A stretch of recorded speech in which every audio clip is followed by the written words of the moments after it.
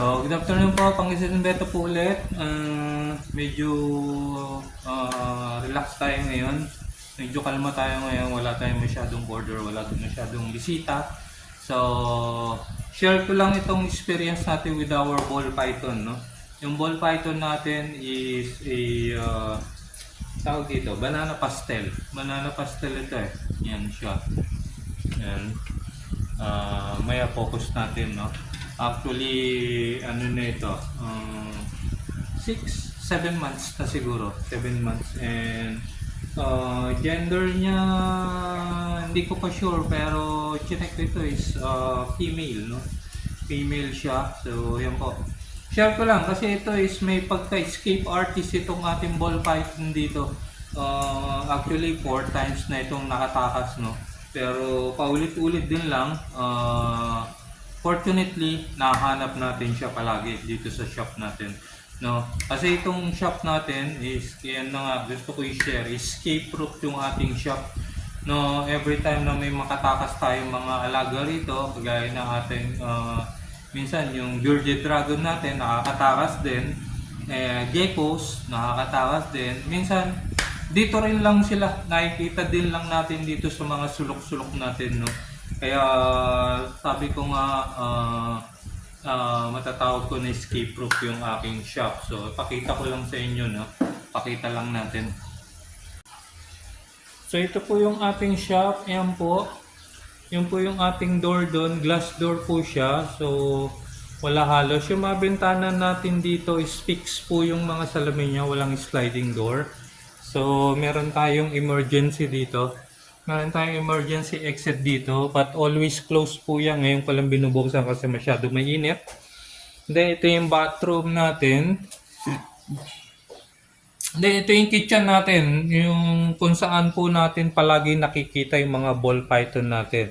So dito lang sila, and then ito pong cabinet ng aking counter. So yan po, dito lang po sila talaga makikita. As you can see po, yung aking bintana dito is nilagyan ko na screen.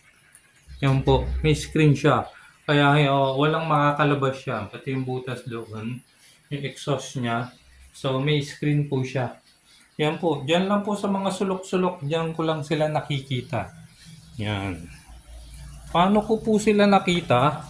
So, ito pong ating ball python dito. Yan po siya. Yan po siya. Makikita nyo. Yan po. Nanahimik siya. Yan. 4 days na po yan nawala, no? Ika, focus lang po natin. Again. Ayan po. Actually, 4 days na ito. 4 to 5 days na po siyang nawala, no? Medyo nawalan na rin ako ng pag-asa, no? Akala ko rin talaga is nawala na siya. So, kasi nga, for 4 days to 5 days, every day, umaga at saka sa gabi, chine-check ko pa rin yung mga possible na pupuntahan niya, no? Pero hindi ko siya makita, kaya sabi ko bahala na lang. Even sa labas nga hinahanap ko siya. So talaga ang hinihintay ko is mag-molt na lang siya, no? Para makita ko kung nasaan. Kasi kung magmo-molt siya dito sa loob or sa labas ng bahay ko at makita ko, ibig sabihin nandoon lang siya. Malapit lang siya. So, fortunately nga, ito kahapon is nakita ko yung kanyang pinagbalatan. So, mismo sa shop. So, ayan po. Teka, pakita lang natin, ha. Aking pintuan, sabi ko sa inyo. So, every morning, bisita tayo sa shop, magpakain po tayo. Yan po. Pero, may mga signs kasi ako dito na nandirito pa yung aking ball python. Kasi because itong aking mga arowana rito, yung silver arowana ko is palaging stress siya, no? So, hindi siya normal. So, may gumagambala sa kanila sa gabi.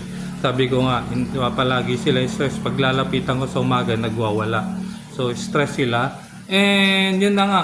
Nakita ko na yung sign na hinahanap ko. Ayan, dito siya nag-molt. Yan po yung pinagbalatan niya. Hindi ko pa inaalis. Nag-mold siya. So, ibig sabihin, sabi ko, nandirito pa sa loob yung aking ball python. And isa pang sign is,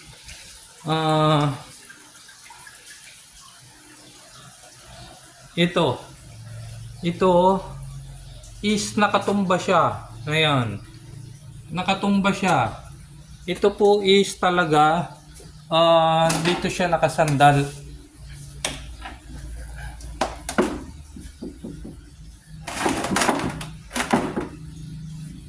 Yan, ganyan po ang ayos ng kanyang pagkakasandal. Yan po. Pero nung umakyat ako is nakatumba siya. So ibig sabihin, kaya hindi ko mahanap yung aking ball python. So doon siya sa taas nagtago. Doon siya, most probably talaga doon siya sa ibabaw nagtago. Kasi yung huli niya, yung huling takas niya, dito ko siya nakita sa likod ng salamin. Dito siya nagtago, nasa taas siya, no? So kaya hindi ko siya makita-kita. So yun na nga, nung upon seeing those clues.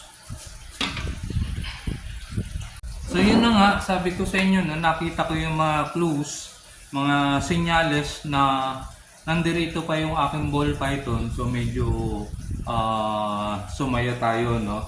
Medyo nagmadali tayo. Hinanap natin ulit lahat ng paligid. And fortunately, doon siya sa kitchen, sa ilalim, sinasabi ko sa kanya, sa inyo, doon siya bumalik at doon ko siya nakita. So, ayan na po siya ulit.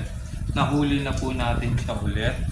Ayan po. And try ko siya bigyan ng pagkain. Kala ko gutom pa siya. Pero sabi ko nga is kamumot lang niya. So, most probably hindi pa siya kakain. So, ayan lang po. Gusto ko pong i-share sa inyo. Gusto ko sana hawakan siya. Kaya lang is ito is ano din ito medyo masungit din tong ball python ko nito. Kaya ayaw ko na siyang gambalain siya. So, ayun po, Pangasinan Beta lang po. Please like, share, and follow lang po yung ating mga videos dyan. Meron din tayo sa TikTok, YouTube channel din po. Meron po tayo. So, for more videos po. Salamat po.